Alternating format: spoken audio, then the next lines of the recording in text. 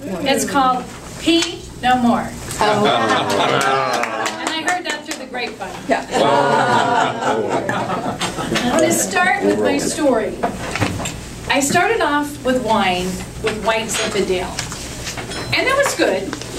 And then, I'll never forget, I was dating a wonderful doctor, and he introduced me to Cabernet Sauvignon, Robert Mondavi cab. Big, hearty cab. We had a steak dinner. He made me homemade fettuccine Alfredo.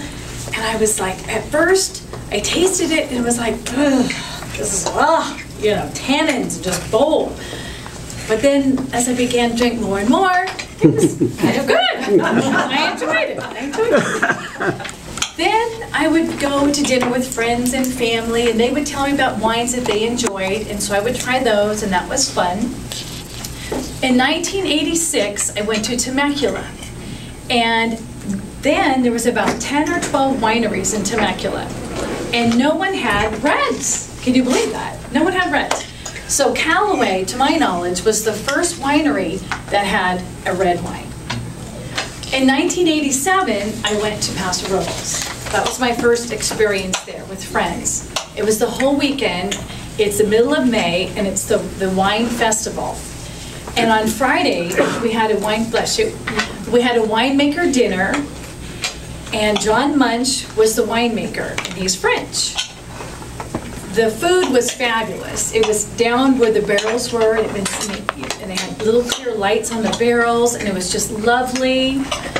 Again, the food and the wine was fabulous, and I got to know John Munch really well.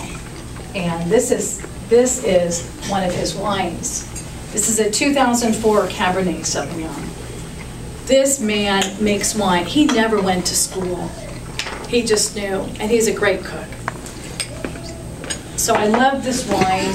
Very, very different, just spicy. One of my favorite wines is Zinfandel, the red Zin. So they're spicy and bold and peppery and jammy and just fun. Like they're just, I get to see them all in there, jumping up and down. You know, everybody's all happy. Happy wine. So then I went and I told John, I said, I've always dreamed of having a winery. Would you be my wine consultant? And he said, well, I said, would you come to Temecula or Sierra Foothills? And he said, I will not go to Temecula, but I'll go to Sierra Foothills. And he had just lost his wife, and so he could spend that time. And so that was my dream. So every year I would go, I wrote that down, in landmark title, a landmark education, Clement went there, and created my dream of owning a winery. And one day he asked me to go to his winery, his estate, for the weekend. Well, of course, yes, I accepted. Well, Friday, he had Francois, who is his cousin from France, there. And Francois owned a winery in France. I was like, oh my gosh, this is amazing.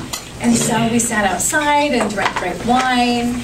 And then on Saturday, he invited Fiona, who markets wine. She told me about how to market wine.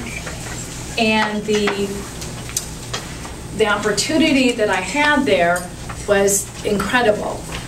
Phil, who was the assistant winemaker, he's actually originally from England, and he told me about, well, actually he made some margaritas for us, which were really good. Some margaritas. But John made some homemade pasta, and it was delicious. Anyway, that is my story, and that's my dream. So I thought, how am I going to afford this? I need to get all of this money.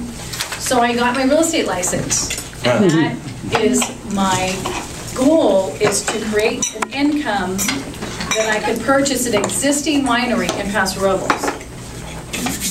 So I still have the dream, and again, it is a 15-year goal of mine. My husband says it gets too hot there, but I'm like, you can do it. So I'm going to just tell you a few things. How do you select wine? First of all, you're going to start near your home. You're going to ask the wine expert, ask the wine clerk. For instance, I go, well, determine what you like. Do you like red? Do you like white? Do you like dry, sweet? Red wine comes from a dry region, such as Paso, and white comes from coastal areas. Make sure you read the labels for description, because some do talk on the back briefly about the notes of raspberries, blackberries, black currant, and pepper. buy 1 or 2 bottles and taste, and then go back and purchase more, and you get a discount, which is great. But don't wait too long because it'll be gone. That's the thing with wines.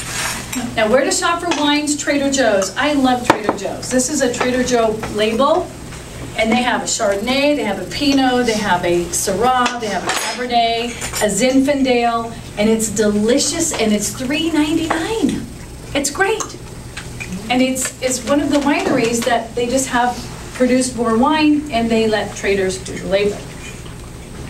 Bevmo, Cost Plus is another great place to go, and also specialty wine shops. They're great. Most of the people that own these specialty wine shops, they have tasted most of the wines there, so they know. So when you come in, you say, I'm looking for this, this, this, and they can pull off what you want. How long will you keep the wine on the wine rack? There's no clear-cut answer. There's too many factors, but 99% of the wines should be drank promptly within a year. Rotating the bottles in your cellar, don't do it. I made a mistake. This guy, he was laying down, and I messed with him. I picked him up, how you doing, dusted him off. You don't do that. It mixes everything up. So you want to keep it where it is. By a show of hands, who has recently purchased a good bottle of wine at a good value? Who would like to share real quick? Laura.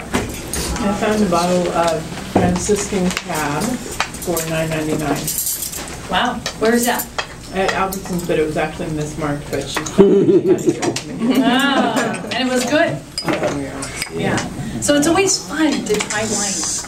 And I'll end with this. An Irish priest is driving down to New York and gets stopped for speeding in Connecticut. The state trooper smells alcohol in the priest's breath and then sees an empty wine bottle on the floor of the car. He says, "Sir, have you been drinking?" "Just water," says the priest. The trooper says, "Then why do I smell wine?" The priest looks at the bottle and says, "Good Lord, he's done it again." Thank you.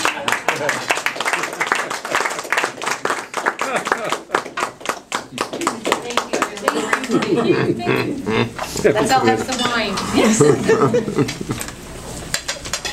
Our next evaluator will be